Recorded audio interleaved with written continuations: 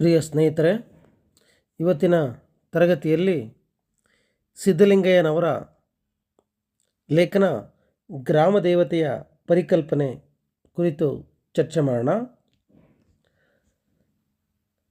ಕನ್ನಡ ಸಾಹಿತ್ಯ ಕ್ಷೇತ್ರದಲ್ಲಿ ದಲಿತ ಬಂಡಾಯ ಸಾಹಿತಿಯಾಗಿ ಅಪಾರ ಸಾಧನೆಯನ್ನು ಮಾಡಿರ್ತಕ್ಕಂಥವರು ಡಾಕ್ಟರ್ ಸಿದ್ಧಲಿಂಗಯ್ಯ. 1954 ಫೆಬ್ರವರಿ 3ರಂದು ಬೆಂಗಳೂರಿನ ಮಾಗಡಿ ತಾಲೂಕಿನ ಮಂಚನಬೇಲೆ ಅಂತಕ್ಕಂಥ ಗ್ರಾಮದಲ್ಲಿ ಶ್ರೀಯುತರು ಜನಿಸ್ತಾರೆ. ತಂದೆ ದೇವಯ್ಯ, ತಾಯಿ ವೆಂಕಮ್ಮ ಅಂತೇಳಿ ನೋಡ್ತೀವಿ. ಇವರ ಕೃತಿಗಳು ಸಾವಿರಾರು ನದಿಗಳು, ಕಪ್ಪು ಕಾಡಿನ ಹಾಡು, ಒಲೆಮಾದಿಗರ ಹಾಡು, ಪಂಚಮ, ನೆಲಸಮ, ಏಕಲವ್ಯ ಇತ್ಯಾದಿ ಕೃತಿಗಳನ್ನು ಗಮನಿಸಬಹುದು. ಗ್ರಾಮ ದೇವತೆಗಳು ಇವರ PhD ಪ್ರಬಂಧ. ಇವರ ಸಾಹಿತ್ಯ ಸೇವೆಗೆ ಕರ್ನಾಟಕ ಸಾಹಿತ್ಯ ಅಕಾಡೆಮಿ ಪ್ರಶಸ್ತಿ, ಪಂಪ ಪ್ರಶಸ್ತಿ, ಪದ್ಮಶ್ರೀ, ನಾಡೋಜ, ಜಾನಪದ ತಜ್ಞ, ನೃಪತುಂಗ ಪ್ರಶಸ್ತಿ, ರಾಜ್ಯೋತ್ಸವ ಪ್ರಶಸ್ತಿ ಹೀಗೆ ಅನೇಕ ಪ್ರಶಸ್ತಿಗಳಿಗೆ ಶ್ರೀಯುತರು ಭಾಜನರಾಗಿದ್ದಾರೆ. ಇವರ ಲೇಖನ ಗ್ರಾಮ ದೇವತೆಯ ಪರಿಕಲ್ಪನೆ. ಇಲ್ಲಿ ಗ್ರಾಮ ದೇವತೆಗಳು ಅಥವಾ ಮಾತೃ ದೇವತೆಯ ಪರಿಕಲ್ಪನೆ ಹೇಗೆ ಬೆಳೆದು ಬಂತು, ಆರಂಭದಿಂದ ಇಂದಿನವರೆಗೂ ಅದು ಬೆಳೆದು ಬಂದ ಬಗೆಯನ್ನು ಕುರಿತು ಲೇಖಕರು ಚರ್ಚೆ ಮಾಡ್ತಾರೆ. ಪಠ್ಯದಲ್ಲಿ ನಾವು ಪ್ರಮುಖವಾಗಿ 20 ಅಂಶಗಳನ್ನು ಗಮನದಲ್ಲಿಟ್ಟುಕೊಂಡು ನಾವು ಈ ಲೇಖನವನ್ನು ಚರ್ಚೆ ಮಾಡಬಹುದು.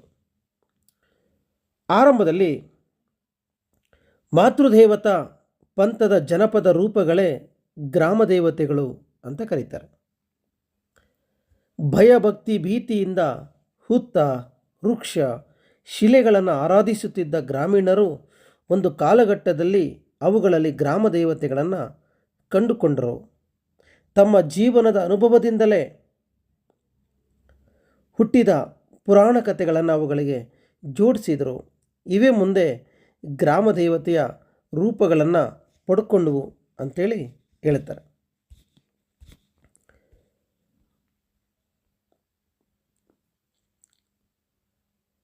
ಮನುಷ್ಯನಿಗೆ ಯಾವಾಗ ಅವನಲ್ಲಿ ಭಯ, ಭಕ್ತಿ, ಭೀತಿಗಳು ಕಾಣಿಸ್ಕೊಂಡವೋ ಆಗ ಅವನು ಹುತ್ತ, ವೃಕ್ಷ, ಶಿಲೆಗಳನ್ನು ಪೂಜೆ ಮಾಡೋದಕ್ಕೆ ಆರಂಭ ಮಾಡ್ತಾನೆ.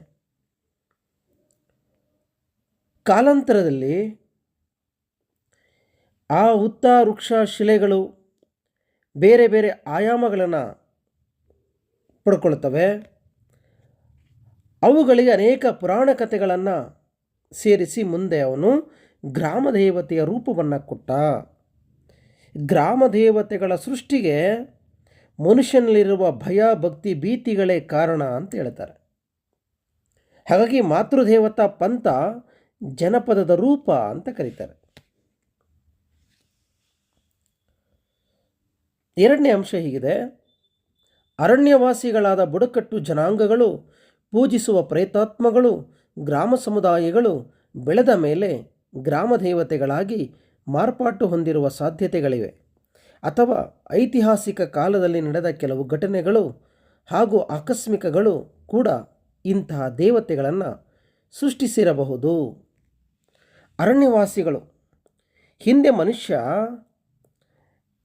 ಅರಣ್ಯಗಳಲ್ಲಿ ವಾಸ ಮಾಡ್ತಾ ಇರಬೇಕಾದ್ರೆ, ಕಾಡುವಾಸಿಯಾಗಿದ್ದಾಗ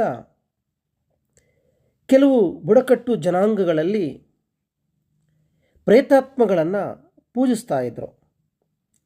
ಹೀಗೆ ಬರ್ತಾ ಬರ್ತಾ ಆ ಪ್ರೇತಾತ್ಮಗಳ ಪೂಜೆ ಪುನಸ್ಕಾರಗಳೇ ಮುಂದೆ ಗ್ರಾಮ ದೇವತೆಯ ರೂಪಗಳನ್ನು ಪಡ್ಕೊಂಡಿರಬಹುದು. ಅಥವಾ ಇತಿಹಾಸವನ್ನು ನಾವು ಗಮನಿಸಿದರೆ, ಇತಿಹಾಸದಲ್ಲಿ ಸಮುದಾಯಕ್ಕಾಗಿ, ದೇಶಕ್ಕಾಗಿ ಪ್ರಾಣವನ್ನು ತೆತ್ತಂತಹ ವ್ಯಕ್ತಿಗಳನ್ನೇ ದೇವತೆಗಳ ರೂಪವನ್ನು ಕೊಟ್ಟಿರಬಹುದು. ಅಂತೇಳಿ ಗಮನಿಸ್ತಾರೆ.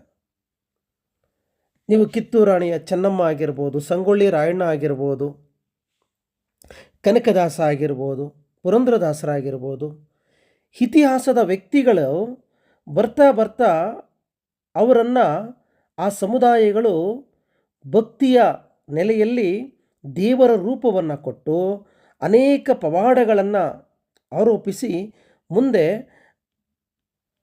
ಆ ವ್ಯಕ್ತಿಗಳೇ ದೇವರ ರೂಪವನ್ನು ಪಡ್ಕೊಂಡಿರ್ತಕ್ಕಂಥ ಸಾಧ್ಯತೆಗಳು ಕೂಡ ಇರ್ತವೆ. ಹಾಗಾಗಿ ಹಿಂದೆ ಬುಡಕಟ್ಟಿನ ವ್ಯಕ್ತಿಗಳು ಆ ಬುಡಕಟ್ಟಿನಲ್ಲಿ ಸತ್ತಂತಹ ಅಥವಾ ಊರಿಗಾಗಿ ಪ್ರಾಣವನ್ನು ಕೊಟ್ಟಂತಹ ವ್ಯಕ್ತಿಗಳು ಮುಂದೆ ದೇವತೆಗಳ ರೂಪವನ್ನು ಪಡ್ಕೊಂಡಿರ್ಬೋದು. ನೀವು ಕೆರೆಗೆ ಹಾರ, ಮದಗದ ಕೆಂಚವ ಈ ಜನಪದ ಗೀತೆಗಳನ್ನು ಗಮನಿಸಿದಾಗ ಮುಂದೆ ಅವರ ಶಿಲೆಗಳನ್ನು ಹಾಕಿ ಪೂಜಿಸುವ ಮುಂದೆ ಅವು ದೇವತೆಗಳ ರೂಪವನ್ನು ಪಡ್ಕೊಂಡಿರ್ತಕ್ಕಂಥ ಸಾಧ್ಯತೆಗಳೇ ಹೆಚ್ಚು. ಹಾಗಾಗಿ ಆರಂಭದಲ್ಲಿ ಗ್ರಾಮ ದೇವತೆಗಳ ಸೃಷ್ಟಿಗೆ ಮನುಷ್ಯನಲ್ಲಿರುವ ಭಯ, ಭಕ್ತಿ, ಭೀತಿಗಳು ಕಾರಣ ಆದರೆ ಆನಂತರದಲ್ಲಿ ಬುಡಕಟ್ಟು ವಾಸಿಯಾಗಿದ್ದಾಗ ಮನುಷ್ಯ ಐತಿಹಾಸಿಕ ವ್ಯಕ್ತಿಗಳನ್ನು, ಪೌರಾಣಿಕ ವ್ಯಕ್ತಿಗಳನ್ನು, ಸಮಾಜದಲ್ಲಿ ಪ್ರಕೃತಿಯಲ್ಲಿ ನಡೆದಂತಹ ಕೆಲವು ಆಕಸ್ಮಿಕಗಳನ್ನು ದೇವತೆಗಳ ಮೇಲೆ ಆರೋಪವನ್ನು ಮಾಡಿ ಹೀಗೆ ಅವನು ಗ್ರಾಮ ದೇವತೆಗಳನ್ನು ಸೃಷ್ಟಿ ಮಾಡಿಕೊಂಡಿರಬಹುದು ಅಂತೇಳಿ ಹೇಳ್ತಾರೆ. ಮೂರನೇದು, ಇಂತಹ ಗ್ರಾಮ ದೇವತೆಗಳು ಕೇವಲ ಭಾರತದಲ್ಲಿ ಅಷ್ಟೇ ಅಲ್ಲ, ಜಗತ್ತಿನ ಎಲ್ಲ ಭಾಗಗಳಲ್ಲೂ ಕೂಡ ನಾವು ಗ್ರಾಮ ದೇವತೆಗಳ ಪರಿಕಲ್ಪನೆಯನ್ನು ನೋಡ್ತೇವೆ. ಅದರಲ್ಲಿ ಕೃಷಿಯೇ ಪ್ರಮುಖ ಪಾತ್ರವನ್ನು ವಹಿಸಿರ್ತಕ್ಕಂಥ ವಿಚಾರದ ಬಗ್ಗೆ ಲೇಖಕರು ಚರ್ಚೆ ಮಾಡ್ತಾರೆ. ಭಾರತದಲ್ಲಿ ಕೃಷಿ ಆರ್ಥಿಕ ಚಟುವಟಿಕೆಯಾಗಿ ರೂಪುಗೊಳ್ಳುವುದರ ಜೊತೆಗೆ ಶಾಕ್ತ ಪಂಥವು ತಲೆ ಎತ್ತಿತು ಅಂತ ಹೇಳ್ತಾರೆ. ಶಾಕ್ತ ಪಂಥ ಅಂದರೆ ದೇವಿಯ ಸಿದ್ಧಾಂತ. ನೀವು ಹೆಣ್ಣನ್ನೇ ಪ್ರಮುಖವಾಗಿ ನೋಡ್ತಕ್ಕಂಥದ್ದು. ಹಾಗಾಗಿ ಈ ಕೃಷಿಯ ಆರ್ಥಿಕ ಚಟುವಟಿಕೆಯ ಭಾಗವಾಗಿ ಮುಂದೆ ಶಾಕ್ತ ಪಂಥ ಅಂತಕ್ಕಂಥದ್ದು ತಲೆ ಎತ್ತಿತು ಅಂತ ಹೇಳ್ತಾರೆ. ಭಾರತದಲ್ಲಿ ಮಾತೃ ಸಂಸ್ಕೃತಿ ಅಂತಕ್ಕಂಥದ್ದು ಸೃಷ್ಟಿಯಾಯಿತು ಅಂತ ಹೇಳ್ತಾರೆ. ಬರೀ ಭಾರತದಲ್ಲಷ್ಟೇ ಅಲ್ಲ, ನೀವು ಸೆಮೆಟಿಕ್ ಜನಾಂಗದಲ್ಲಿ ಬೆಳೆದಂಥ ಅಸ್ಟಾರ್ಟ್ ದೇವತೆಯ ಕಲ್ಪನೆ ಆಗಿರಬಹುದು, ಈಜಿಪ್ಟ್ನಲ್ಲಿ ರೂಪುಗೊಂಡಂತಹ ಇಸೀನ್ ದೇವತೆಯ ಕಲ್ಪನೆ ಆಗಿರಬಹುದು, ಫ್ರಿಜಿಯಾದಲ್ಲಿ ಸಿಬಿಲೆ ದೇವತೆಯ ಕಲ್ಪನೆ ಆಗಿರಬಹುದು, ಹಾಗೆ ಭಾರತದ ಶಕ್ತಿ ದೇವತೆಯ ಕಲ್ಪನೆ ಆಗಿರ್ಬೋದು. ಇವೆಲ್ಲವೂ ಕೂಡ ಸಮಾನವಾಗಿ ಎಲ್ಲ ಕಡೆಯೂ ಬೆಳೆದು ಬಂದಿರತಕ್ಕಂತಹ ಪರಿಕಲ್ಪನೆಗಳು. ಹಾಗಾಗಿ ಸ್ತ್ರೀಯ ಆರಾಧನೆ ಅಂತಕ್ಕಂಥದ್ದು ಜಗತ್ತಿನ ಎಲ್ಲ ಭಾಗಗಳಲ್ಲೂ ಇತ್ತು ಅನ್ನೋದಕ್ಕೆ ಸಂಗತಿಗಳನ್ನು ಸಿದ್ಧಲಿಂಗಯ್ಯವರಲ್ಲಿ ಚರ್ಚೆ ಮಾಡ್ತಾರೆ. ಮುಂದುವರೆದು, ಹೆಣ್ಣು ಒಂದು ಜನಾಂಗದ ಸಂಕೇತವಷ್ಟೇ ಅಲ್ಲ, ಜೀವನೋತ್ಪತ್ತಿಯ ಮೂಲ ಶಕ್ತಿಯಾಗಿದ್ದಳು. ಸಮಾಜದ ಬೆಳವಣಿಗೆಯ ಮೊದಲ ಹಂತದಲ್ಲಿ ಮಾತೃವೇ ಧರ್ಮದ ಕೇಂದ್ರ ಸ್ಥಾನದಲ್ಲಿದ್ದಳು. ಆಹಾರ ಸಂಗ್ರಹಣೆ ಮತ್ತು ಆಹಾರದ ಉತ್ಪಾದನೆ ಸ್ತ್ರೀಯ ಕರ್ತವ್ಯವಾಗಿತ್ತು. ಇದರಿಂದ ಸ್ತ್ರೀಯ ಸ್ಥಾನಮಾನ ಹೆಚ್ಚಿತು. ಈ ಮಾನ್ಯತೆ ಅವಳನ್ನು ದೈವತ್ವಕ್ಕೇರಿಸುವವರೆಗೆ ಹೋಯಿತು. ಮಾತೃಪ್ರಧಾನ ವ್ಯವಸ್ಥೆಯು ಪ್ರಪಂಚದ ಯಾವುದೇ ಭಾಗಕ್ಕಿಂತ ಗುಣ ಮತ್ತು ಪ್ರಮಾಣ ಎರಡರಲ್ಲೂ ಭಾರತ ದೇಶದಲ್ಲಿ ವಿಪುಲವಾಗಿತ್ತೆಂದು ವಿದ್ವಾಂಸರು ಭಾವಿಸುತ್ತಾರೆ ಅಂತೇಳಿ ಗುರುತಿಸ್ತಾರೆ. ಅಂದರೆ ಹೆಣ್ಣು ಒಂದು ಜನಾಂಗದ ಬರೀ ಐಡೆಂಟಿಟಿ ಅಷ್ಟೇ ಅಲ್ಲ, ಬರೀ ಸಂಕೇತ ಅಷ್ಟೇ ಅಲ್ಲ, ಸಿಂಬಲ್ ಆಗಿ ಅಷ್ಟೇ ಉಳ್ಕೊಳ್ಳಲಿಲ್ಲ. ಹೆಣ್ಣು ಒಂದು ಜನಾಂಗದ ಜೀವನೋತ್ಪತ್ತಿಯ ಮೂಲ ಶಕ್ತಿ, ಅವಳಿಗೆ ಸೃಷ್ಟಿಸುವ ಶಕ್ತಿ ಇದೆ ಅನ್ನೋದನ್ನು ಬಲವಾಗಿ ನಂಬಿತ್ತು. ಹಾಗಾಗಿ ಒಂದು ಸಮಾಜದ ಬೆಳವಣಿಗೆಗೆ ಮಾತೃ ಅಂತಕ್ಕಂಥದ್ದು, ಹೆಣ್ಣು ಅಂತಕ್ಕಂಥದ್ದು ಪ್ರಮುಖ ಪಾತ್ರ. ಹಾಗಾಗಿಯೇ ಹೆಣ್ಣಿಗೆ ಪ್ರಮುಖ ಸ್ಥಾನ ಅಂತಕ್ಕಂಥದ್ದನ್ನು ಹಿಂದಿನ ಕಾಲದಲ್ಲಿ ಸ್ತ್ರೀ ಪಡ್ಕೊಂಡ್ಳು. ಯಾಕಾಗಿ ಅವಳು ಪ್ರಾಮುಖ್ಯತೆಯನ್ನು ಪಡ್ಕೊಂಡ್ಳು ಅಂದರೆ ಸೃಷ್ಟಿಸುವ ಶಕ್ತಿ ಇರುವ ಕಾರಣಕ್ಕಾಗಿ. ಹಾಗಾಗಿ ಅವಳು ಬರೀ ಸಂಕೇತವಾಗಿ ಉಳ್ಕೊಳ್ಳಲಿಲ್ಲ, ಒಂದು ಜೀವನೋತ್ಪತ್ತಿಯ ಶಕ್ತಿಯಾಗಿಯೂ ಕೂಡ ಅವಳು ನಿಧಾನಕ್ಕೆ ಬೆಳೀತಾ ಬಂದಳು ಈ ಸಮಾಜದಲ್ಲಿ. ನೀವು ಆಹಾರ ಸಂಗ್ರಹಣೆಯ ಸಂದರ್ಭದಲ್ಲಾಗಿರ್ಬೋದು ಅಥವಾ ಆಹಾರದ ಉತ್ಪಾದನೆಯ ಸಂದರ್ಭದಲ್ಲಾಗಿರ್ಬೋದು, ಆಹಾರವನ್ನು ಸಂಗ್ರಹಿಸುವುದು, ಆಹಾರವನ್ನು ಸೃಷ್ಟಿಸುವುದು, ಇವೆರಡೂ ಕೂಡ ಸ್ತ್ರೀಯ ಕರ್ತವ್ಯವಾಗಿ ನಾವು ಆರಂಭದಲ್ಲಿ ಗಮನಿಸ್ತೀವಿ. ಈ ಕಾರಣಕ್ಕಾಗಿಯೇ ಮುಂದೆ ಬರ್ತಾ ಸ್ತ್ರೀ ಅವಳ ಸ್ಥಾನಮಾನ ಅಂತಕ್ಕಂಥದ್ದು ಹೆಚ್ಚಾಯಿತು. ಈ ಮಾನ್ಯತೆಯ ಮುಂದೆ ಅವಳನ್ನು ದೈವತ್ವದ ನೆಲೆಗೆ ಕರ್ಕೊಂಡೋಯಿತು. ಅಷ್ಟೇ ಅಲ್ಲ, ಮಾತೃ ಪ್ರಧಾನ ವ್ಯವಸ್ಥೆ ಅಂತಕ್ಕಂಥದ್ದು ಪ್ರಪಂಚದ ಯಾವುದೇ ಭಾಗಕ್ಕಿಂತ ಭಾರತದಲ್ಲಿ ನಾವು ಹೆಚ್ಚಾಗಿ ಗ್ರಾಮ ದೇವತೆ ಅಥವಾ ಮಾತೃ ಸಂಸ್ಕೃತಿಯ ಆರಾಧನೆ ಅಂತಕ್ಕಂಥದ್ದನ್ನು ನಾವು ಬಹಳ ಮುಖ್ಯವಾಗಿ ಗಮನಿಸ್ತೀವಿ. ಈ ಕಾರಣಕ್ಕಾಗಿ ಅಂಥೇಳಿ ಸಿದ್ಧಲಿಂಗಯ್ಯ ಅವರು ತಮ್ಮ ಲೇಖನದಲ್ಲಿ ಚರ್ಚೆ ಮಾಡ್ತಾರೆ. ಮುಂದುವರೆದು, ವೇದ ಪೂರ್ವ ಕಾಲದ ಜನರ ಆರ್ಥಿಕ ಚಟುವಟಿಕೆಯು ಕೃಷಿಯಾಗಿತ್ತು. ಕೃಷಿಯು ಆರ್ಥಿಕ ಚಟುವಟಿಕೆಯಾಗಿದ್ದು ವಿಶ್ವದ ಎಲ್ಲ ಜನಾಂಗಗಳಲ್ಲಿ ಮಾತೃದೇವತೆಯು ಅಗ್ರಮಾನ್ಯಳಾದಂತಹ ಧಾರ್ಮಿಕ ಪಂಥಗಳು ಸೃಷ್ಟಿಯಾದವು. ವೇದ ಪೂರ್ವ ಕಾಲದ ಜನರ ಆರ್ಥಿಕ ಚಟುವಟಿಕೆ ಅಂದರೆ ಕೃಷಿ. ಹಾಗಾಗಿ ಕೃಷಿಯು ಆರ್ಥಿಕ ಚಟುವಟಿಕೆಯ ಮೂಲವಾಗಿರೋದರಿಂದ ವಿಶ್ವದ ಎಲ್ಲ ಜನಾಂಗಗಳಲ್ಲಿ ಮಾತೃದೇವತೆಗೆ ಪ್ರಾಮುಖ್ಯತೆ ಕೊಟ್ಟರು. ಯಾಕಂದರೆ ಕೃಷಿಯಲ್ಲಿ ಹೆಣ್ಣಿನ ಪ್ರವೇಶ ಅಂತಕ್ಕಂಥದ್ದು ಬಹಳ ಮುಖ್ಯ. ಕೃಷಿ ಆರಂಭ ಆಗಿದ್ದೇ ಹೆಣ್ಣಿಂದ ಅಂತ ಹೇಳ್ತಾರೆ. ಹಾಗಾಗಿ ವೇದ ಪೂರ್ವ ಕಾಲದಲ್ಲಿ ಕೃಷಿಗೆ ಪ್ರಾಮುಖ್ಯತೆ ಇತ್ತು. ಆ ಕೃಷಿಯ ಒಳಗೆ ಹೆಣ್ಣಿಗೆ ಪ್ರಾಮುಖ್ಯತೆ ಇತ್ತು. ಹಾಗಾಗಿನೇ ಜಗತ್ತಿನ ಎಲ್ಲ ಜನಾಂಗಗಳಲ್ಲಿ ಮಾತೃದೇವತೆಯ ಬಗ್ಗೆ ಆರಾಧನೆ ಅಂತಕ್ಕಂಥದ್ದು ಬಹಳ ಮುಖ್ಯವಾಗಿ ನಾವು ಕಂಡು ಬರ್ತಕ್ಕಂಥದ್ದನ್ನು, ಅನೇಕ ಪಂಥಗಳ ಸೃಷ್ಟಿಯಾಗಿರ್ತಕ್ಕಂಥದ್ದನ್ನು ನಾವಿಲ್ಲಿ ಗಮನಿಸ್ಬೋದು. ಮುಂದುವರೆದು, ಹೆಣ್ಣಿನ ಗರ್ಭಧಾರಣೆ ಮತ್ತು ಭೂಮಿಯ ಸಸ್ಯಧಾರಣೆ ಇವೆರಡಕ್ಕೂ ಸಾಮ್ಯತೆಯನ್ನು ಕಂಡುಕೊಂಡ ಆದಿಮಾನವ ಹೆಣ್ಣು ಮತ್ತು ಭೂಮಿ ಇವೆರಡು ಪೂಜ್ಯ ವಸ್ತುಗಳೆಂದು ಭಾವಿಸಿದ. ಕೃಷಿಯ ಆರಂಭ ಚರಿತ್ರೆಯಲ್ಲಿ ಹೆಣ್ಣಿನ ಸ್ಥಾನಮಾನಗಳನ್ನು ಗಮನಾರ್ಹವಾಗಿ ಬದಲಾವಣೆ ಮಾಡಿತಲ್ಲದೆ ಅನೇಕ ಸ್ತ್ರೀ ದೇವತೆಗಳ ಹುಟ್ಟಿಗೆ ಕಾರಣವಾಯಿತು. ನೋಡು, ಬರ್ತಾ ಬರ್ತಾ ಅಗ್ರಿಕಲ್ಚರಲ್ಲಿ ನೀವು ಕೃಷಿ ಯಾವಾಗ ಆರ್ಥಿಕ ರೂಪವನ್ನು ಪಡ್ಕೊಳ್ಳುತ್ತೋ, ಆರ್ಥಿಕ ರೂಪದಲ್ಲಿ ಕೃಷಿಯಲ್ಲಿ ಹೆಣ್ಣಿನ ಪಾತ್ರ ಬಹಳ ಮುಖ್ಯ ಆಯಿತು. ಹಾಗಾಗಿ ಜಗತ್ತಿನ ಎಲ್ಲ ಭಾಗಗಳಲ್ಲೂ ಕೂಡ ಮಾತೃ ಸಂಸ್ಕೃತಿ ಅಂತಕ್ಕಂಥದ್ದು ಬೆಳೆದು ಬರೋದಕ್ಕೆ ಆರಂಭ ಆಯಿತು. ಅದರಲ್ಲೂ ಹೆಣ್ಣಿಗೆ ಯಾಕೆ ಅಷ್ಟು ಪ್ರಾಮುಖ್ಯತೆ ಸಿಕ್ತು ಅಂತಂದರೆ, ಹೆಣ್ಣಿನ ಗರ್ಭಧಾರಣೆ ಅವಳಿಗೆ ಸೃಷ್ಟಿಸುವ ಶಕ್ತಿ ಇದೆ, ಹಾಗೆ ಭೂಮಿಗೂ ಕೂಡ ಸೃಷ್ಟಿಸುವ ಶಕ್ತಿ ಇದೆ. ಭೂಮಿ ಸಸ್ಯ ಧಾರಣೆಯನ್ನು ಮಾಡಿದರೆ ಹೆಣ್ಣು ಗರ್ಭಧಾರಣೆಯನ್ನು ಮಾಡ್ತಾಳೆ. ಹಾಗಾಗಿ ಎರಡಕ್ಕೂ ಕೂಡ ಸಾಮ್ಯತೆ ಇದೆ, ಎರಡೂ ಕೂಡ ಒಂದೇ.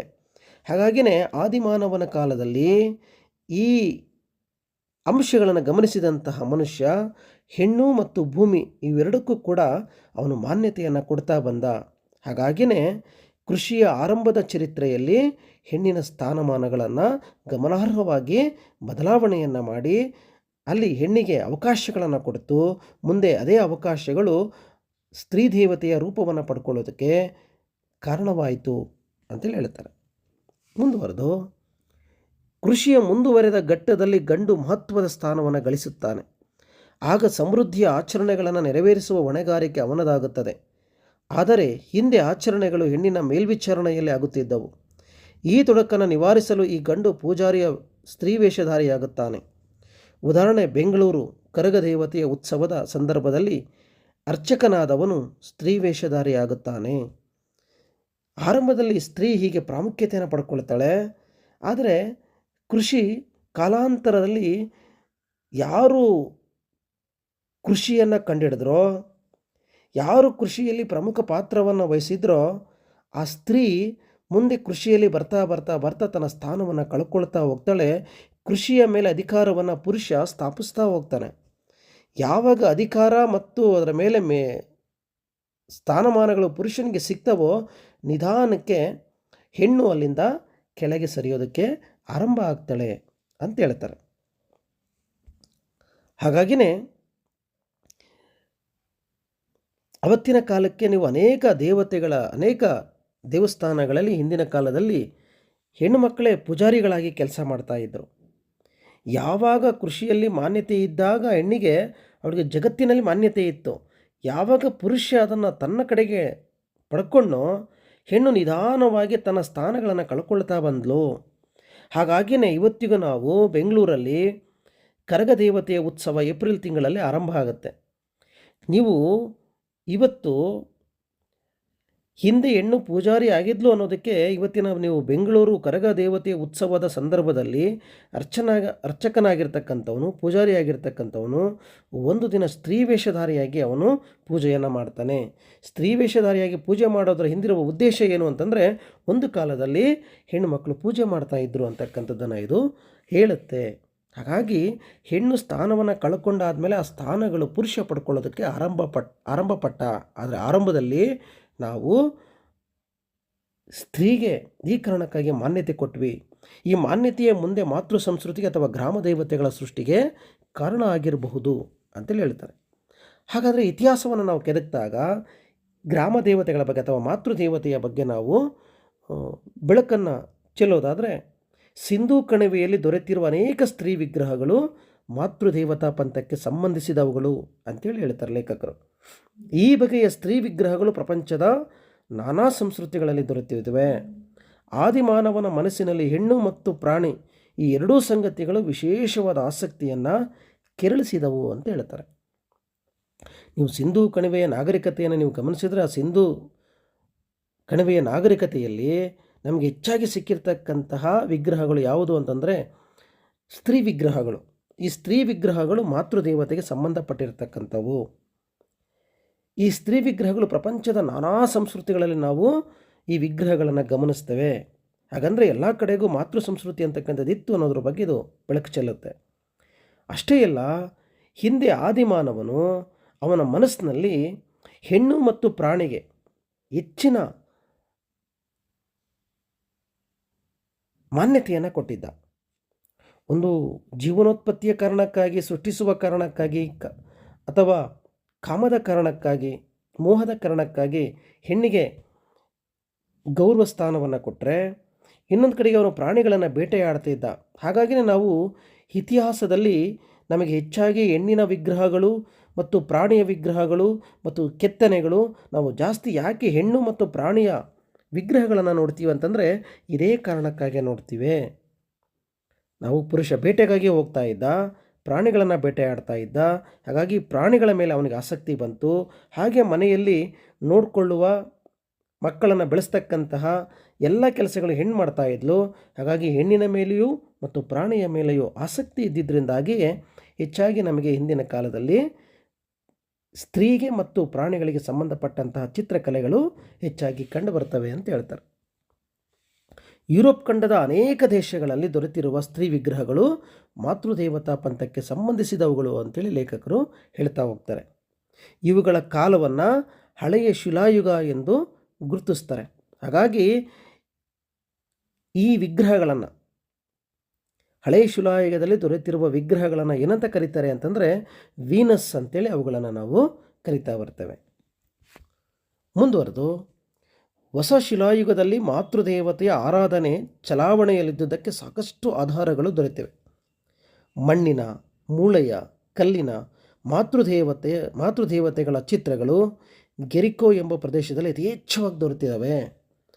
ಹಾಗಾಗಿ ನೀವು ಹೊಸ ಶಿಲಾಯುಗವನ್ನು ನೀವು ಗಮನಿಸಿದರೆ, ಹೊಸ ಶಿಲಾಯುಗದಲ್ಲಿಯೂ ಕೂಡ ಮಾತೃದೇವತೆ ಆರಾಧನೆಗೆ ಸಂಬಂಧಪಟ್ಟಂಥ ಅನೇಕ ಆಧಾರಗಳು ನಮಗೆ ಸಿಗ್ತವೆ. ಹೊಸ ಶಿಲಾಯುಗದಲ್ಲಿ ಮಣ್ಣಿಗೆ ಸಂಬಂಧಪಟ್ಟಂತಹ, ಮೂಳೆಗೆ ಸಂಬಂಧಪಟ್ಟಂತಹ, ಕಲ್ಲಿಗೆ ಸಂಬಂಧಪಟ್ಟಂತಹ ವಿಗ್ರಹಗಳು, ಸ್ತ್ರೀ ವಿಗ್ರಹಗಳು ನಮಗೆ ಸಿಗ್ತವೆ. ಉದಾಹರಣೆಗೆ ನಾವು ಗೆರಿಕೋ ಅಂತ ಪ್ರದೇಶದಲ್ಲಿ ಆ ವಿಗ್ರಹಗಳನ್ನು ನಾವು ಗಮನಿಸ್ಬೋದು. ಹಾಗಾಗಿ ಹೊಸ ಶಿಲಾಯುಗದಲ್ಲೂ ಕೂಡ ಮಾತೃದೇವತೆ ಆರಾಧನೆ ಅಂತಕ್ಕಂಥದ್ದಿತ್ತು ಅಂತ ಹೇಳ್ತಾರೆ. ಮುಂದುವರೆದು ಕಂಚಿನ ಯುಗಕ್ಕಾಗಲೇ ಮಾತೃದೇವತೆಯ ಪಂಥದ ಬೆಳವಣಿಗೆ ದೊಡ್ಡ ಪ್ರಮಾಣದಲ್ಲಾಗಿತ್ತು. ಈಜಿಪ್ಟ್, ಮೆಸೊಪಟೋಮಿಯಾ, ಎಗಿಯನ್ ಸಮುದ್ರ ತೀರ ಮತ್ತು ಇಂಡಿಯಾದಲ್ಲಿ ಇದಕ್ಕೆ ಸಾಕ್ಷ್ಯಾಧಾರಗಳು ದೊರೆತಿವೆ. ಕಂಚಿನ ಯುಗವು ಕೃಷಿ ಮತ್ತು ಪಶುಪಾಲನೆ ಯುಗವಾಗಿತ್ತು. ಜಗತ್ತಿನಾದ್ಯಂತ ದೊರೆತಿರುವ ನಗ್ನವಾದ ಸ್ತ್ರೀ ವಿಗ್ರಹಗಳು ಕಂಚಿನ ಯುಗದೆಂದು ಭಾವಿಸಲಾಗಿತ್ತು ಅಂತ ಹೇಳ್ತಾರೆ. ನೀವು ಹೊಸ ಶಿಲಾಯುಗದ ಆನಂತರದಲ್ಲಿ ಕಂಚಿನ ಯುಗಕ್ಕೆ ಬಂದರೆ, ಕಂಚಿನ ಯುಗದಲ್ಲೂ ಕೂಡ ದೊಡ್ಡ ಪ್ರಮಾಣದಲ್ಲಿ ಮಾತೃದೇವತೆಗೆ ಸಂಬಂಧಪಟ್ಟಂಥ ವಿಗ್ರಹಗಳು ಕಾಣಿಸ್ತವೆ. ಎಲ್ಲೆಲ್ಲಿ ಕಾಣಿಸ್ಕೊಳ್ತವೆ ಕಂಚಿನ ಯುಗದಲ್ಲಿ ಅಂತಂದರೆ ಈಜಿಪ್ಟ್ ನಾಗರಿಕತೆಯಲ್ಲಿ, ಮೆಸೊಪಟೋಮಿಯಾ ನಾಗರಿಕತೆಯಲ್ಲಿ, ಎಗಿಯನ್ ನಾಗರಿಕತೆಯಲ್ಲಿ, ಇಂಡಿಯಾ ದೇಶದಲ್ಲಿ, ಹೀಗೆ ಅನೇಕ ಕಡೆ ನಾವು ಈ ಮಾತೃದೇವತೆಗೆ ಸಂಬಂಧಪಟ್ಟಂತಹ ವಿಗ್ರಹಗಳನ್ನು, ಆಧಾರಗಳನ್ನು ನಾವು ಗಮನಿಸ್ಬೋದು. ಕಂಚಿನ ಯುಗದಲ್ಲಿ ಬಹಳ ಮುಖ್ಯವಾಗಿ ಕೃಷಿ ಮತ್ತು ಪಶುಪಾಲನೆಯನ್ನು ಅವರು ಮುಖ್ಯವಾಗಿ ಬಳಸ್ತಾ ಇದ್ದರು. ಒಂದು ಕಡೆ ಕೃಷಿ ಮಾಡ್ತಾ ಇದ್ದರೆ, ಒಂದು ಕಡೆ ಪಶುಪಾಲನಾ ವೃತ್ತಿಯನ್ನು ನಡೆಸ್ತಾ ಇದ್ದರು. ಹಾಗಾಗಿ ಅವೆರಡಕ್ಕೂ ಕೂಡ ಪ್ರಾಧಾನ್ಯತೆ ಇತ್ತು. ಹಾಗಾಗಿಯೇ ಆ ಸಂದರ್ಭದಲ್ಲಿ ಕಂಚಿನ ಯುಗಕ್ಕೆ ನಾವು ಜಗತ್ತಿನಾದ್ಯಂತ ನಾವು ಕಂಚಿನ ಯುಗದಲ್ಲಿ ನಗ್ನವಾಗಿರುವ ಸ್ತ್ರೀ ವಿಗ್ರಹಗಳನ್ನು ನೋಡೋದಕ್ಕೆ ಸಾಧ್ಯ ಆಗುತ್ತೆ. ಯಾಕೆ ಅಂತಂದರೆ ಈ ಕಾರಣಕ್ಕಾಗಿ ಅಂತ ಹೇಳ್ತಾರೆ. 12ನೇದು, ಸಿಂಧೂ ಕಣಿವೆಯ ನಾಗರಿಕತೆಯಲ್ಲಿ ಸಿಕ್ಕಿರುವ ಮಾತೃದೇವತೆಯ ಪ್ರತಿಮೆಗಳನ್ನು ಮುರ್ರೆ ಎಂಬ ವಿದ್ವಾಂಸರು 3 ಭಾಗಗಳಾಗಿ ವಿಂಗಡಿಸ್ತಾರೆ. ಒಂದು, ಇಸ್ಟಾರ್ ದೇವತೆಯ ರೀತಿಯಲ್ಲಿರುವ ದಿವ್ಯ ಸ್ತ್ರೀ. 2ನೇದು,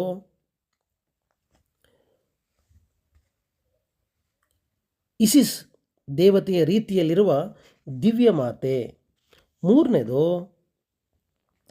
ಮಾನವೀಕೃತಗೊಂಡ ಯೂನಿ ಅಂತೇಳಿ ಹೇಳ್ತಾರೆ. 3 ರೀತಿಯಲ್ಲಿ ನಾವೇನು ಮಾಡ್ತೀವಿ, ಈ ವಿಗ್ರಹಗಳನ್ನು ನಾವು ನೋಡ್ತಾ ಹೋಗ್ತೇವೆ. ಹೇಳಿರ್ತಕ್ಕಂಥದ್ದು ಯಾರು ಅಂತಂದರೆ ಮುರ್ರೆ ಅಂತಕ್ಕಂಥ ವಿದ್ವಾಂಸ. ಈ ದಿವ್ಯ ಸ್ತ್ರೀಯ ರೀತಿಯಲ್ಲಿರ್ತಕ್ಕಂಥ ಪ್ರತಿಮೆಗಳು ನಮಗೆ ಸಿಂಧೂ ನದಿಯ ಕಣಿವೆಯಲ್ಲಿ ಅತಿ ಹೆಚ್ಚಾಗಿ ಸಿಕ್ಕಿದಾವೆ. ಈ ಪ್ರತಿಮೆಗಳ ದೇಹದ ಮೇಲ್ಭಾಗವು ನಗ್ನವಾಗಿರುತ್ತೆ, ದಿವ್ಯ ಸ್ತ್ರೀಯ ವಿಗ್ರಹಗಳು. 2ನೇದು, ಈ ದಿವ್ಯ ಮಾತೆಯ ವಿಗ್ರಹಗಳು ತಾಯಿಯಾಗಿರೋಳು ಮಗುವಿಗೆ ಹಾಲುಣಿಸುವ ರೀತಿಯಲ್ಲಿರ್ತಕ್ಕಂಥ ವಿಗ್ರಹಗಳು ನಮಗೆ ಹೆಚ್ಚಾಗಿ ಸಿಕ್ಕಿದ್ದಾವೆ. ಈ ಬಗೆಯ ವಿಗ್ರಹಗಳು ನಮಗೆ ಮೊಹೆಂಜೊದಾರೋ ಮತ್ತು ಹರಪ್ಪಾ ಸಂಸ್ಕೃತಿಗಳಲ್ಲಿ ಹೆಚ್ಚಾಗಿ ಸಿಕ್ಕಿರ್ತಕ್ಕಂಥದ್ದು. ಹಾಲನ್ನು ಉಣಿಸುವ ವಿಗ್ರಹಗಳನ್ನು ನಾವು ನೋಡ್ತಾ ಹೋಗ್ತೇವೆ. ಹಾಗೆ ನಮಗೆ ಈ ಮಾನವೀಕೃತಗೊಂಡ ಯೋನಿಯ ಸ್ತ್ರೀಯ ಜನನಾಂಗಕ್ಕೆ ಸಂಬಂಧಪಟ್ಟಂತಹ ರೀತಿಯಲ್ಲಿರ್ತಕ್ಕಂತಹ ವಿಗ್ರಹಗಳು ಕೂಡ ನಮಗೆ, ಚಿತ್ರಗಳು ಕೂಡ ಸಿಕ್ಕಿದ್ದಾವೆ. ಅವತ್ತಿನ ಕಾಲಘಟ್ಟದಲ್ಲಿ ಗಂಡು ದೇವತೆಯನ್ನು ಉಪದೇವತೆ ಅಂತೇಳಿ ಅವರು ಕರಿತಾ ಇದ್ದರು.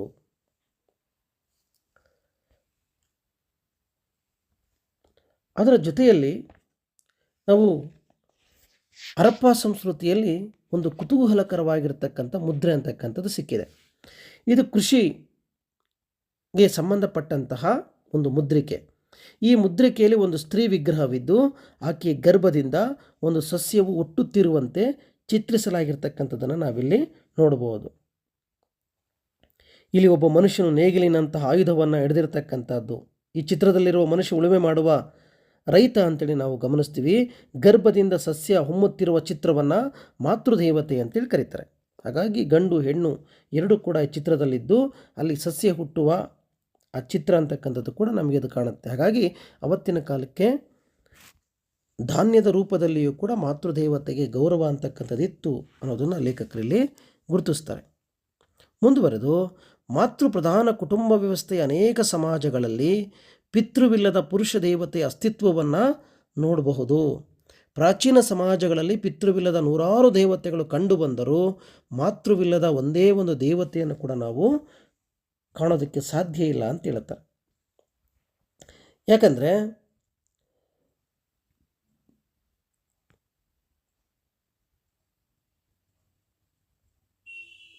ಹೆಣ್ಣು ಪುರುಷನ ಸಂಪರ್ಕವಿಲ್ಲದೆ ಮಗುವನ್ನು ಪಡೆಯುವ ಶಕ್ತಿಯನ್ನು ಸ್ತ್ರೀ ದೇವತೆಗಳು ಪಡ್ಕೊಂಡಿದ್ದು. ಈ ಕಾರಣಕ್ಕಾಗಿಯೇ ಮಾತೃಪ್ರಧಾನ ಕುಟುಂಬ ವ್ಯವಸ್ಥೆಯಲ್ಲಿ ಪಿತೃವಿಗೆ ಮಾನ್ಯತೆ ಅಂತಕ್ಕಂಥದ್ದು ಸಿಗಲಿಲ್ಲ. ಸ್ತ್ರೀ ಜನ್ಮ ಕೊಡುವ ಮತ್ತು ಕನ್ಯತ್ವವನ್ನು ಮತ್ತೆ ಮರಳಿ ಪಡಿತಕ್ಕಂಥ ಶಕ್ತಿಗಳು ಇರುವ ಕಾರಣಕ್ಕಾಗಿ ಅವಳು ಬಹಳ ಮುಖ್ಯವಾದ ಸ್ಥಾನವನ್ನು ಪಡ್ಕೊಂಡ್ಳು ಅವತ್ತು ಮಾತೃದೇವತೆ. ಹಾಗಾಗಿಯೇ ಮಾತೃ ಸಂಸ್ಕೃತಿ ಅಂತಕ್ಕಂಥದ್ದನ್ನು ನಾವು ನೋಡೋದಕ್ಕೆ ಸಾಧ್ಯ ಆಗುತ್ತೆ. ಮುಂದುವರೆದು, ಪೀಲು ದೇವತೆಗಳಂತೆ ನಮ್ಮಲ್ಲಿ ಬೆಂಗಳೂರಿನ ತ್ಯಾಗರಾಜನಗರದಲ್ಲಿ ಪ್ಲೇಗಮ್ಮನ ದೇವಸ್ಥಾನ, ಸಿಡಿಬಿನ ರೋಗಕ್ಕೆ ಗಂಗಮ್ಮ, ವಾಂತಿಭೇದಿಗೆ ಮಾರಮ್ಮ, ಕೆಮ್ಮಿಗೆ ಕುಕ್ಕಲಮ್ಮ, ದಡಾರಕ್ಕೆ ಸುಕ್ಕಲಮ್ಮ, ಗಂಟಲು ರೋಗಕ್ಕೆ ಊದಲಮ್ಮ. ದಕ್ಷಿಣ ಕನ್ನಡ ಜಿಲ್ಲೆಯಲ್ಲಿ ಚಾಮುಂಡಿ ಎಂಬ ದೇವತೆಯು ಕೂಡ ನಾವು ಗಮನಿಸ್ತೀವಿ. ಅವಳನ್ನು ಮೃತ್ಯು ದೇವತೆ ಅಂತೇಳಿ ಕೂಡ ಕರಿತೀವಿ. ಗ್ರೀಕಿನ ಡೆಮೆಟರ್ ದೇವತೆಯನ್ನು ಕರೆದಂತೆ ಈಕೆಯನ್ನು ಕಪ್ಪು ದೇವತೆ ಅಂತೇಳಿ ಕೂಡ ನಾವು ಕರಿತೀವಿ. ಅಂದರೆ ಭಾರತದ ಗ್ರಾಮ ದೇವತೆಗಳು ರೋಗಗಳಿಗೆ ಸಂಬಂಧಿಸಿರ್ತಕ್ಕಂಥ ಗ್ರಾಮ ದೇವತೆಗಳನ್ನು ನಾವು ಗಮನಿಸ್ಬೋದು. ಭಾರತದ ಗ್ರಾಮ ದೇವತೆಗಳು ರೋಗಗಳಿಗೆ ಸಂಬಂಧಿಸಿದವೆ ಅಂತ ಹೇಳ್ತಾರೆ. ಹಾಗಾಗಿಯೇ ನಮ್ಮಲ್ಲಿ ಪ್ಲೇಗಮ್ಮ, ಕುಕ್ಕಲಮ್ಮ, ಸುಕ್ಕಲಮ್ಮ, ಊದಲಮ್ಮ, ಚಾಮುಂಡಿ, ಈಗ ಅನೇಕ ದೇವತೆಗಳು ಸೃಷ್ಟಿಯಾಗಿರುವುದಕ್ಕೆ ಕಾರಣವಿದ್ದಾವೆ. ಹಾಗಾಗಿ ರೋಗಗಳು ಬಂದಾಗ ಮನುಷ್ಯನಲ್ಲಿ ಭಯ, ಆ ಭಯದ ಅದಕ್ಕೆ ಹೇಳ್ತಾನೆ, ಆರಂಭದಲ್ಲೇ ಹೇಳ್ತಾರೆ ಅವರು, ಭಯ ಭೀತಿಯ ಕಾರಣಕ್ಕಾಗಿಯೇ ನಾವು ಗ್ರಾಮ ದೇವತೆಗಳನ್ನು ಸೃಷ್ಟಿ ಮಾಡಿಕೊಂಡ್ವಿ ಅಂತ ಹೇಳ್ತಾರೆ. ಹಾಗಾಗಿ ಮನುಷ್ಯನಿಗೆ ರೋಗಗಳು ಕಾಣಿಸ್ಕೊಳ್ತವೆ. ಆ ರೋಗಗಳಿಂದ ಹೊರಗೆ ಬರೋದಕ್ಕೆ, ಆ ಭಯದಿಂದ ಹೊರಗೆ ಬರೋದಕ್ಕೆ ಮನುಷ್ಯ ನಾನಾ ರೂಪಗಳಲ್ಲಿ ದೇವರುಗಳನ್ನು ಸೃಷ್ಟಿ ಮಾಡಿಕೊಂಡ. ಹಾಗಾಗಿ ಇವತ್ತು ಬೇರೆ ಬೇರೆ ರೂಪಗಳಲ್ಲಿ ನಾವು ಈ ರೀತಿಯ ದೇವರುಗಳನ್ನು ನೋಡೋದಕ್ಕೆ ಸಾಧ್ಯ ಆಗಿದೆ. ಇತ್ತೀಚೆಗೆ ಕಾಣಿಸ್ಕೊಂಡಿರ್ತಕ್ಕಂತಹ ಹೋಳಿಗೆಯಮ್ಮ ದೇವಿಯು ಕೂಡ ಇದೇ ಮಾದರಿಯ ಒಂದು ಮಾತೃದೇವತೆ, ಮಕ್ಕಳ ತಾಯಿ. ಹಾಗಾಗಿ ಅವಳನ್ನು ಪೂಜಿಸುವುದರಿಂದ ಮಕ್ಕಳಿಗೆ ರೋಗ ರುಜಿನಗಳು ಬರಲ್ಲ ಅಂತಕ್ಕಂಥ ನಂಬಿಕೆಗಳು, ಹೀಗೆ ಅನೇಕ ಗ್ರಾಮ ದೇವತೆಗಳ ರೂಪ ಪಡ್ಕೊಳ್ಳೋದಕ್ಕೆ ಸಾಧ್ಯ ಆಯಿತು ಅಂತ ಹೇಳ್ತಾರೆ. ಬೆಂಗಳೂರಿನ ಹತ್ತಿರದ ಒಂದು ಪ್ರದೇಶದಲ್ಲಿ ಸಪ್ತಮಾತೃಕೆಯರ ವಿಗ್ರಹಗಳು ಕಂಡುಬಂದಿದೆ. ಈ ಸಪ್ತಮಾತೃಕೆಯರ ಹಬ್ಬದಲ್ಲಿ ಬೆಂಕಿ ಹಾಕುವ ಆಚರಣೆಯು ನಡೀತಕ್ಕಂಥದ್ದು. ಆ ವಿಧಿಯನ್ನು ನಡೆಸ್ತಕ್ಕಂಥವರು ಹೆಂಗಸರೇ. ಈಗಲೂ ನೀವು ತ್ಯಾಗರಾಜನಗರದ ಪ್ಲೇಗಮ್ಮನವರ ಅರ್ಚಕರು ಪೂಜಾರಿ ಸ್ತ್ರೀಯರೇ ಆಗಿರ್ತಕ್ಕಂಥದ್ದು ಬಹಳ ವಿಶೇಷ. ಬೆಂಗಳೂರಿನ ತ್ಯಾಗರಾಜನಗರದ ಹತ್ರ ಬರ್ತಕ್ಕಂತಹ ಪ್ಲೇಗಮ್ಮನ ದೇವಸ್ಥಾನದ ಅರ್ಚಕರು ಯಾರಿದ್ದಾರೆ ಇವತ್ತಿಗೂ ಅಂತಂದರೆ ಸ್ತ್ರೀಯರೇ. ಹಾಗಾಗಿ ಸ್ತ್ರೀಗೆ ಹಿಂದೆ ಬಹಳ ಮಾನ್ಯತೆ ಇತ್ತು. ಇವತ್ತು ಆ ಮಾನ್ಯತೆಯನ್ನು ಯಾರ ಕಡೆಗೆ ಕಸ್ದುಕೊಂಡ್ರು ಅಂದರೆ ಪುರುಷರು ಕಸ್ದುಕೊಂಡಿದ್ದಾರೆ. ಹಾಗಾಗಿ ನಮಗೆ ಹಿಂದ್ಗಡೆಗೆ ಯಾಕೆ ಹೆಣ್ಣಿಗೆ ಅಷ್ಟೊಂದು ಪ್ರಾಧಾನ್ಯತೆ ಇತ್ತು ಅಂತಂದರೆ, ಆಗಲೇ ನಾವು ಚರ್ಚೆ ಮಾಡ್ತಾ ಬರ್ತಾ ಕೃಷಿ ಪ್ರಾಧಾನ್ಯತೆಯನ್ನು ಪಡ್ಕೊಳ್ತು. ಕೃಷಿಗೆ ಸೃಷ್ಟಿಸುವ ಶಕ್ತಿ ಇದೆ, ಹೆಣ್ಣಿಗೂ ಕೂಡ ಸೃಷ್ಟಿಸುವ ಶಕ್ತಿ ಇದೆ. ಹಾಗಾಗಿಯೇ ಹಿಂದ್ಗಡೆಗೆ ಹೆಣ್ಣಿಗೂ ಮತ್ತು ಭೂಮಿ ಅಂತಕ್ಕಂಥ ಮಾನ್ಯತೆಗಳನ್ನು ಪಡ್ಕೊಂಡು ಬಂದು ಅಂಥೇಳಿ ಲೇಖಕರು ಏನು ಮಾಡ್ತಾರೆ ಹೇಳ್ತಾ ಹೋಗ್ತಾರೆ. ಅದರ ಭಾಗವಾಗಿ ನಾವು ಸಪ್ತಮಾತೃಕೆಯರ ಕಲ್ಪನೆಯು ಕೂಡ ಇದೇ ರೀತಿಯ ಗ್ರಾಮ ದೇವತೆಯ ಹುಟ್ಟಿಗೆ ಕಾರಣ ಅದು ಅಂತೇಳಿ ಹೇಳ್ತಾರೆ. ಆದಿವಾಸಿ ಪೂರ್ವಕಾಲದ ಸ್ತ್ರೀಯು ಆ ಜನವರ್ಗದ ಕುಲದೇವತೆ ಅಥವಾ ಚಂದ್ರದೇವತೆಯು ಆಗಬಹುದು.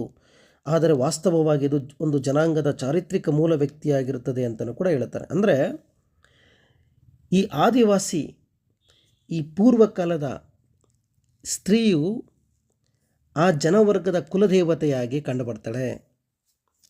ಕೆಲವು ಕಡೆ ಇದನ್ನು ಚಂದ್ರದೇವತೆ ಅಂತಲೂ ಕೂಡ ಕರೀತಾರೆ. ಇನ್ನು ಕೆಲವರು ಹೇಳೋ ಪ್ರಕಾರ ಚಂದ್ರದೇವತೆ ಅಂತ ಇರಲಿಲ್ಲ, ಯಾರೋ ಒಬ್ಬ ಚಾರಿತ್ರಿಕ ವ್ಯಕ್ತಿ ಇರಬೇಕು. ಹಾಗಾಗಿ ಆ ಚಾರಿತ್ರಿಕ ವ್ಯಕ್ತಿಯನ್ನು ಇವರು ಚಂದ್ರದೇವತೆ ಅಂತ ಕರ್ಕೊಂಡು ಬಂದಿರ್ಬೋದು ಇಂದಿನ ಆದಿವಾಸಿಗಳು ಅಂತ ಹೇಳ್ತಾರೆ.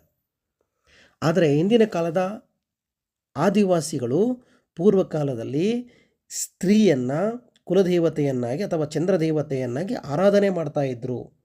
ಹಾಗಾಗಿ ಚಂದ್ರವು ಕೂಡ ಒಂದು ಸ್ತ್ರೀ ದೇವತೆ ಅನ್ನೋ ಹಾಗೆ ಇಲ್ಲಿ ಲೇಖಕರು ಹೇಳ್ತಾ ಬರ್ತಾರೆ.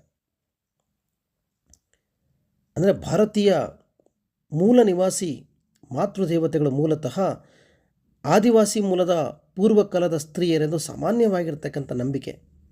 ಹಲವಾರು ಸಂದರ್ಭಗಳಲ್ಲಿ ಇದನ್ನು ನಾವು ಒಪ್ಕೊಂಡಿದ್ದೇವೆ. ಹಾಗಾಗಿ ಆದಿವಾಸಿ ಪೂರ್ವಕಾಲದ ಸ್ತ್ರೀಯ ಆ ಜನವರ್ಗದ ಕುಲದೇವತೆ ಅಥವಾ ಚಂದ್ರದೇವತೆಯಾಗಿಯೂ ಇರಬಹುದು ಅಂತೇಳಿ ಹೇಳ್ತಾರೆ. ಆದರೆ ಕೆಲವರು ಇಲ್ಲ, ಇದು ಒಂದು ಚಾರಿತ್ರಿಕ ವ್ಯಕ್ತಿಯನ್ನು ಇವರು ಚಂದ್ರದೇವತೆಯನ್ನಾಗಿ ಮಾಡಿಕೊಂಡಿರ್ಬೋದು ಅಂಥೇಳಿ ಕೂಡ ಏನು ಮಾಡ್ತಾರೆ, ಚರ್ಚೆ ಮಾಡ್ತಾರೆ. ಮುಂದುವರೆದು ಗ್ರೀಕರ ಬೇಟೆ ದೇವತೆಯಾದ ಅತಿರ್ಮಿಗಳನ್ನು ಅರಣ್ಯ ಜೀವಿಗಳ ರಕ್ಷಕೆ ಎಂದು ಪ್ರತೀಕವಾಗಿ ಪರಿಗಣಿಸಲಾಗುತ್ತಿತ್ತು. ಆಶ್ಚರ್ಯದ ಸಂಗತಿ ಎಂದರೆ ಅರಣ್ಯ ಜೀವಿಗಳು ಕೇವಲ ಭೂಮಿಯ ಮೇಲೆ ವಾಸಿಸುವ ಪ್ರಾಣಿಗಳನ್ನು ಒಳಗೊಂಡಿರಲಿಲ್ಲ, ಅವು ಮೀನುಗಳನ್ನು ಒಳಗೊಂಡಿದ್ದವು. ಭಾರತದಲ್ಲಿಯೂ ಕೂಡ ಅರಣ್ಯ ದೇವತೆಗಳಿವೆ. ಬರ್ತಾ ಅರಣ್ಯವು ಕೂಡ ಸ್ತ್ರೀಯ ರೂಪವನ್ನು ಪಡ್ಕೊಳ್ತು. ಹಾಗಾಗಿ ನೀವು ಗ್ರೀಕರಲ್ಲಿ ಬೇಟೆಯ ದೇವತೆಯಾಗಿರ್ತಕ್ಕಂಥ ಅತಿರ್ಮಿ ಅಂತಕ್ಕಂಥ ದೇವರು ಅರಣ್ಯ ಜೀವಿಗಳ ರಕ್ಷಕೆಯಾಗಿ ನಾವು ನೋಡ್ತೀವಿ. ಅದೇ ರೀತಿಯಲ್ಲಿ ನಮ್ಮಲ್ಲೂ ಕೂಡ ಅರಣ್ಯ ಜೀವಿಗಳನ್ನು, ಭೂಮಿ ಮೇಲೆ ವಾಸ ಮಾಡ್ತಕ್ಕಂತಹ ಪ್ರಾಣಿಗಳನ್ನು ಅಷ್ಟೇ ಪೂಜೆ ಮಾಡ್ತಾ ಇರಲಿಲ್ಲ. ಅರಣ್ಯದಿಂದ ಹೊರಗಡೆ ಇರತಕ್ಕಂತಹ ಸಮುದ್ರದ ಆಳದಲ್ಲಿರುವ ಮೀನುಗಳನ್ನು ಕೂಡ ಗೌರವದಿಂದ ಪೂಜೆ ಮಾಡ್ತಾಯಿದ್ರು, ಸ್ತ್ರೀಯ ರೂಪವನ್ನು ಕೊಟ್ಟಿದ್ದರು. ಹಾಗಾಗಿ ಭಾರತದಲ್ಲಿಯೂ ಕೂಡ ನಾವು ಅರಣ್ಯ ದೇವತೆಗಳನ್ನು ಇವತ್ತಿಗೂ ನೀವು ದೀಪಾವಳಿ, ಯುಗಾದಿ, ದಸರಾ ಸಂದರ್ಭಗಳಲ್ಲಿ ನೀವು ತೋಟಗಳಿಗೆ ಪೂಜೆ ಮಾಡ್ತಕ್ಕಂಥದ್ದು, ಸ್ತ್ರೀಯ ರೂಪದಲ್ಲಿ ನೀವು ಸೀರೆಯನ್ನು ಉಡಿಸಿ ಪೂಜೆ ಮಾಡ್ತಕ್ಕಂಥದ್ದು, ಹಾಗಾಗಿ ಅರಣ್ಯವನ್ನು ಕೂಡ ಹೆಣ್ಣಿನ ರೂಪದಲ್ಲಿ ಪೂಜೆ ಮಾಡ್ತಕ್ಕಂಥ ಒಂದು ಸಂಸ್ಕೃತಿ ಅಂತಕ್ಕಂಥದ್ದು ಬೆಳೆದು ಬಂತು. ಇದು ಬರೀ ಭಾರತದಲ್ಲಷ್ಟೇ ಅಲ್ಲ, ಗ್ರೀಕರಲ್ಲೂ ಕೂಡ ಇತ್ತು. ಅರಣ್ಯ ಜೀವಿಗಳ ರಕ್ಷಕಿಯಾಗಿ ನಾವು ಅಥರ್ಮಿ ಅಂತಕ್ಕಂಥ ದೇವತೆಯನ್ನು ನೋಡ್ತೇವೆ ಅಂತೇಳಿ ಹೇಳ್ತಾರೆ. ಅರಣ್ಯ ರೂಪದಿಂದ ಮಾತೃದೇವತೆ ಮುಂದೆ ಧಾನ್ಯದ ರೂಪಕ್ಕೆ ನಾವು ನೋಡ್ತಾ ಹೋಗ್ತೇವೆ. ಏಷ್ಯಾ ಖಂಡದ ಧಾನ್ಯ ದೇವತೆಗಳು ಮತ್ತು ಗ್ರೀಕ್ ದೇಶದ ಡೆಮಟರ್ ದೇವತೆಗೆ ಅತ್ಯಂತ ಸಮೀಪವಾಗಿರ್ತಕ್ಕಂತಹ ಒಂದು ಸಂಬಂಧ ಇದೆ. ಆದರೆ ವೃದ್ಧ ಸ್ತ್ರೀಯರನ್ನು ಸ್ಪಷ್ಟವಾಗಿ ಚಂದ್ರನೆಂದು ಇಲ್ಲಿ ಕರೀತಿದ್ದಾರೆ. ಬ್ರೆಜಿಲ್ ದೇಶದ ತೋಪಿ ಜನಾಂಗದವರು ಮಾತೃದೇವತೆಯನ್ನು ಎಲ್ಲ ಸಸ್ಯಗಳ ತಾಯಿ ಅಂತೇಳಿ ಪರಿಗಣಿಸ್ತಾರೆ. ನೀವು ಚಿಕ್ಕಮಗಳೂರು ಜಿಲ್ಲೆಯ ಹೊರನಾಡಿನಲ್ಲಿರ್ತಕ್ಕಂಥ ಅನ್ನಪೂರ್ಣೇಶ್ವರಿ ಈ ರೀತಿಯ ಒಬ್ಬ ದೇವತೆಯಾಗಿರಬಹುದು ಅಂತೇಳಿ ಕರೀತಾರೆ. ಅಂದರೆ ಧಾನ್ಯವು ಕೂಡ ದೇವತೆಯ ರೂಪವನ್ನು ಪಡ್ಕೊಳ್ತು. ಏಷ್ಯಾ ಖಂಡದಲ್ಲಿ ನಾವು ಧಾನ್ಯ ದೇವತೆಗಳನ್ನು ನೋಡ್ತಾ ಹೋಗ್ತೇವೆ. ಬರೀ ಏಷ್ಯಾ ಖಂಡದಲ್ಲಿ ಅಷ್ಟೇ ಅಲ್ಲ, ಗ್ರೀಕ್ ದೇಶದಲ್ಲೂ ಕೂಡ ಡೆಮೆಟರ್ ಅಂತಕ್ಕಂಥ ದೇವತೆ, ಧಾನ್ಯ ದೇವತೆ ಅವಳು ನಾವು ನೋಡ್ತಾ ಹೋಗ್ತೇವೆ. ಹಾಗಾಗಿ ಬ್ರೆಜಿಲ್ ದೇಶವು ಕೂಡ ಅಲ್ಲಿ ಬರ್ತಕ್ಕಂಥ ತೋಪಿ ಜನಾಂಗದವರು ಕೂಡ ಮಾತೃದೇವತೆಯನ್ನು ಎಲ್ಲ ಸಸ್ಯಗಳ ತಾಯಿ ಅಂತ ಕರಿತಾ ಇದ್ದರು. ಅಂದರೆ ಹೇಗೆ ಹೆಣ್ಣನ್ನು ಯಾವ ಯಾವ ರೂಪಗಳಲ್ಲಿ ನಾವು ಮಾತೃ ಸಂಸ್ಕೃತಿಯ ನೆಲೆಯಲ್ಲಿ ನಾವು ಗುರುತಿಸ್ತಾ ಬಂದ್ವಿ, ಹೇಗೆ ಅವಳು ರೂಪಗಳನ್ನು ಪಡ್ಕೊಳ್ತಾ ಬಂದಳು.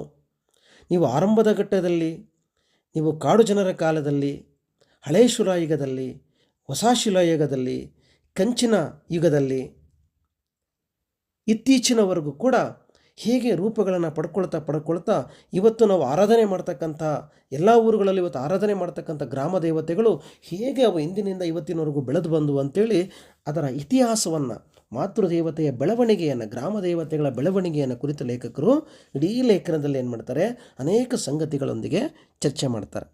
ಹಾಗಾಗಿ ಇವತ್ತಿಗೂ ಕರ್ನಾಟಕದಲ್ಲಿ ನಾವು ಪೂಜೆ ಮಾಡ್ತಕ್ಕಂಥ ಚಿಕ್ಕಮಗಳೂರು ಜಿಲ್ಲೆಯಲ್ಲಿ ಬರ್ತಕ್ಕಂತಹ ಹೊರನಾಡಿನ ಅನ್ನಪೂರ್ಣೇಶ್ವರಿ ದೇವತೆಯು ಕೂಡ ಇದೇ ರೀತಿಯ ಒಬ್ಬ ಧಾನ್ಯ ದೇವತೆ ಅನ್ನೋದನ್ನು ನಾವು ಮರಿಬಾರದು. ಬರೀ ಕರ್ನಾಟಕದಲ್ಲಿ ಅಷ್ಟೇ ಇಲ್ಲ ಧಾನ್ಯ ದೇವತೆ ಅನ್ನಪೂರ್ಣೇಶ್ವರಿಯ ಪೂಜೆ, ಅದು ಬ್ರೆಜಿಲ್ನ ಒಂದು ಜನಾಂಗದಲ್ಲೂ ಕೂಡ ಅದಿದೆ. ಏಷ್ಯಾ ಖಂಡದ ಅನೇಕ ಭಾಗಗಳಲ್ಲೂ ಕೂಡ ಧಾನ್ಯ ದೇವತೆಗಳಿಗೆ ಒಂದು ಪೂಜೆ ಅಂತಕ್ಕಂಥದ್ದು ಇತ್ತು. ಹಾಗಾಗಿ ಧಾನ್ಯದ ರೂಪದಲ್ಲೂ ಕೂಡ ನಾವು ಗ್ರಾಮ ದೇವತೆಗಳನ್ನು ಅಥವಾ ಮಾತೃ ಸಂಸ್ಕೃತಿಯನ್ನು ನಾವು ಗಮನಿಸ್ಬೋದು ಅಂತ ಹೇಳ್ತಾರೆ. ಇನ್ನು ಕೊನೆಯದಾಗಿ 20ನೆಯ ಅಂಶವನ್ನು ನಾವು ಪಠ್ಯದ ದೃಷ್ಟಿಯಲ್ಲಿ ಗಮನಿಸಿದೋದರೆ, ಯುರೋಪ್ ಖಂಡದ ಬೇರೆ ಬೇರೆ ದೇಶಗಳಲ್ಲಿ ಮದುಮಗಳನ್ನು ನೆರೆನ್ ದೇವತೆಯಂತೆ ತೆನೆಗಳಿಂದ ಅಲಂಕರಿಸುವ ಪದ್ಧತಿ ಇದೆ ಅಂತ ಹೇಳ್ತಾರೆ. ವೇದ ಕಾಲದ ಭಾರತದಲ್ಲೂ ಮದುಮಗಳು ಹುರಿದ ಹಸಿರು ತೆನೆಗಳನ್ನು ಬೆಂಕಿಯ ಮೇಲೆ ಎಸೆಯುತ್ತಿದ್ದಳು. ಭೂದೇವಿಯ ಕಲ್ಪನೆ ಮಾತೃ ಚಂದ್ರನ ಕಲ್ಪನೆಗಿಂತ ಹೆಚ್ಚು ಸ್ಪಷ್ಟವಾಗಿದೆ ಮತ್ತು ಫಲವನ್ನು ಕೊಡುವ ನೆಲವನ್ನು ಮಕ್ಕಳಿಗೆ ಜನ್ಮ ಕೊಡುವ ತಾಯಿಯೊಂದಿಗೆ ಸಮೀಕರಿಸುವುದು ವಿಶ್ವವ್ಯಾಪ್ತಿಯಾಗಿರುವ ಸಂಗತಿಯಾಗಿದೆ ಅಂತೇಳಿ ಲೇಖನವನ್ನು ಹೇಳಿ ಮುಗಿಸ್ತಾರೆ. ಅಂದರೆ ಯುರೋಪಿನ ಎಲ್ಲ ಖಂಡದ ಬೇರೆ ಬೇರೆ ದೇಶಗಳಲ್ಲಿ, ಯುರೋಪ್ ಖಂಡದ ಬೇರೆ ಬೇರೆ ದೇಶಗಳಲ್ಲಿ ಮದುಮಗಳನ್ನು ಏನು ಮಾಡ್ತಾರೆ, ನೆರೆನ್ ದೇವತೆ ಅಂತಕ್ಕಂಥವಳು ಧಾನ್ಯದ ತೆನೆಗಳಿಂದ ಅಲಂಕರಿಸಲ್ಪಟ್ಟವಳು. ಹಾಗಾಗಿ ಮದುಮಗಳನ್ನು ಕೂಡ ಧಾನ್ಯಗಳಿಂದ ಅಲಂಕರಿಸಿ ಅವಳ ಮದುವೆಯನ್ನು ಮಾಡ್ತಕ್ಕಂಥ ಸಂದರ್ಭವನ್ನು ನೋಡ್ತೇವೆ. ಹಾಗಾಗಿ ಇದು ಮಾತೃ ಸಂಸ್ಕೃತಿಯಿಂದ ಹೆಣ್ಣನ್ನು ನಾವು ನೋಡ್ತಕ್ಕಂಥ ಸಂದರ್ಭ. ಅಂದರೆ ಮಾತೃ ಸಂಸ್ಕೃತಿ ಈ ರೀತಿಯ ಬೇರೆ ಬೇರೆ ರೂಪಗಳಲ್ಲಿ ಅವಳು ಕಾಣಿಸ್ಕೊಳ್ತಾ ಬರ್ತಾ ಹೋಗ್ತಾಳೆ. ಹೆಣ್ಣಿಗೆ ಮಾನ್ಯತೆ ಅಂತಕ್ಕಂಥದ್ದು ಸಮಾಜದಲ್ಲಿ ಸಿಗ್ತಾ ಹೋಗುತ್ತೆ. ಹಾಗಾಗಿ ವೇದಗಳ ಕಾಲದಲ್ಲೂ ಕೂಡ ಭಾರತದಲ್ಲೂ ಕೂಡ ಮದುಮಗಳು ಅಂತಕ್ಕಂಥವಳು ಉರಿದ ಹಸಿರು ತೆನೆಗಳನ್ನು ಬೆಂಕಿಯ ಮೇಲೆ ಎಸೆಯುವ ಪದ್ಧತಿಗಳನ್ನು ನಾವು ಗಮನಿಸ್ಬೋದು. ಹಾಗಾಗಿಯೇ ಹೆಣ್ಣಿಗೆ ಭೂದೇವಿಯ ಸ್ಥಾನ ಅಂತಕ್ಕಂಥದ್ದು ಸಿಕ್ಕದ್ದು. ಹೆಣ್ಣನ್ನು ನಾವು ಭೂದೇವಿಯಾಗಿ ಯಾಕೆ ನಾವು ಗೌರವಿಸ್ತೀವಿ ಅಂತಂದರೆ ಇದೇ ಕಾರಣಕ್ಕಾಗಿ. ಹಾಗಾಗಿ ಭೂಮಿಗೆ ಸೃಷ್ಟಿಸುವ ಶಕ್ತಿ ಇದೆ, ಹೆಣ್ಣಿಗೂ ಸೃಷ್ಟಿಸುವ ಶಕ್ತಿ ಇದೆ. ಇದರಿಂದಾಗಿಯೇ ಹಿಂದೆ ಹೆಣ್ಣಿಗೆ ಸಮಾಜದಲ್ಲಿ ಗೌರವ ಸಿಗೋದಕ್ಕೆ ಆರಂಭ ಆಯಿತು. ಈ ಗೌರವದ ಮುಂದುವರೆದ ಭಾಗವಾಗಿ ಮಾತೃ ಸಂಸ್ಕೃತಿ ಅಂತಕ್ಕಂಥದ್ದು ಜನ್ಮ ತಾಳತು. ಈ ಮಾತೃ ಸಂಸ್ಕೃತಿ ಅಂತಕ್ಕಂಥದ್ದು ಕಾಲಘಟ್ಟಗಳು ಹೊರಳಿದ ಹಾಗೆ ಅನೇಕ ರೂಪಗಳಲ್ಲಿ, ಬೇರೆ ಬೇರೆ ರೂಪಗಳಲ್ಲಿ ಮಾತೃ ಸಂಸ್ಕೃತಿ ಅಂತಕ್ಕಂಥದ್ದು ಬೆಳೀತಾ ಬಂತು. ಹೀಗೆ ಇತ್ತೀಚೆಗೆ ನಾವು ಧಾನ್ಯಗಳ ರೂಪ, ಭೂದೇವಿಯ ರೂಪ, ಚಂದ್ರನ ರೂಪ, ಹೀಗೆ ಅನೇಕ ರೂಪಗಳಲ್ಲಿ ನಾವು ನೋಡ್ತಾ ಹೋಗ್ತೇವೆ. ಹಾಗಾಗಿ ಫಲವನ್ನು ಕೊಡುವ ಭೂಮಿಯು, ಜನ್ಮವನ್ನು ಸಂತಾನೋತ್ಪತ್ತಿ ಕ್ರಿಯೆ ನಡೆಸ್ತಕ್ಕಂಥ ಹೆಣ್ಣು, ಎರಡಕ್ಕೂ ಪ್ರಾಧಾನ್ಯತೆ ಸಿಕ್ಕಿರೋದ್ರಿಂದ ಹೆಣ್ಣು ತಾಯಿಯಾಗಿ ವಿಶ್ವವ್ಯಾಪ್ತಿಯಾಗಿ ಗುರುತಿಸ್ಕೊಂಡಿರ್ತಕ್ಕಂಥದ್ದನ್ನು ನಾವಿಲ್ಲಿ ನೋಡ್ತಾ ಹೋಗ್ತೇವೆ. ಹಾಗಾಗಿನೇ ಭೂದೇವಿಯ ಕಲ್ಪನೆ ಮಾತೃಚಂದ್ರನ ಕಲ್ಪನೆಗಿಂತ ಹೆಚ್ಚು ಸ್ಪಷ್ಟವಾಗಿದೆ ಮತ್ತು ಫಲವನ್ನು ಕೊಡುವ ನೆಲವನ್ನು ಮಕ್ಕಳಿಗೆ ಜನ್ಮ ಕೊಡುವ ತಾಯಿಯೊಂದಿಗೆ ಸಮೀಕರಿಸಿರ್ತಕ್ಕಂಥದ್ದು ವಿಶ್ವವ್ಯಾಪ್ತಿಯಾಗಿರ್ತಕ್ಕಂಥ ಸಂಗತಿ ಅಂತೇಳಿ ಲೇಖಕರು ಚರ್ಚೆ ಮಾಡ್ತಾರೆ. ಇದಿಷ್ಟು ಕೂಡ ಈ ಲೇಖನಕ್ಕೆ ಸಂಬಂಧಪಟ್ಟಂಥ ಮಾಹಿತಿ. ಇದರಲ್ಲಿ ನಿಮಗೆ 2 ಅಂಕಗಳಿಗೆ ಕೇಳುವ ಸಾಧ್ಯತೆ ಹೆಚ್ಚಿರುತ್ತೆ. ಯಾಕಂದರೆ ಅನೇಕ ಪ್ರಮುಖ ಸಂಗತಿಗಳನ್ನು ಲೇಖಕರು ಬೇರೆ ಬೇರೆ ಭಾಗಗಳಲ್ಲಿ ಮಾತೃ ಸಂಸ್ಕೃತಿಯ ಆಚರಣೆಗಳ ಬಗ್ಗೆ ಬೆಳಕು ಚೆಲ್ತಾರೆ ಮತ್ತು ಸಾಮ್ಯತೆಯನ್ನು ಕೊಡ್ತಾರೆ. ಭಾರತದಲ್ಲೂ ಮತ್ತು ಇತರ ದೇಶಗಳಲ್ಲಿ ಇರ್ತಕ್ಕಂತಹ ಮಾತೃದೇವತೆಯ ಸಂಸ್ಕೃತಿ ಆರಾಧನೆಗಳ ಬಗ್ಗೆ ಬೆಳಕು ಚೆಲ್ತಾರೆ. ಹಾಗಾಗಿ ಆ ಮುಖ್ಯ ಸಂಗತಿಗಳ ಬಗ್ಗೆ ನಾವು ನೆನ್ಪಿಟ್ಕೋಬೇಕು.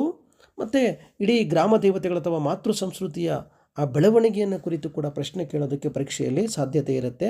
ಆ ಹಿನ್ನೆಲೆಯಲ್ಲಿ ನೀವು ತಯಾರಿ ನಡೆಸ್ಕೋಬೇಕಾಗತ್ತೆ. ನಾನು ನಿಮಗೆ ಸಂಕ್ಷಿಪ್ತವಾಗಿ ಒಂದು 20 ಅಂಶಗಳನ್ನು ಇಟ್ಕೊಂಡು ಚರ್ಚೆ ಮಾಡಿದ್ದೇನೆ.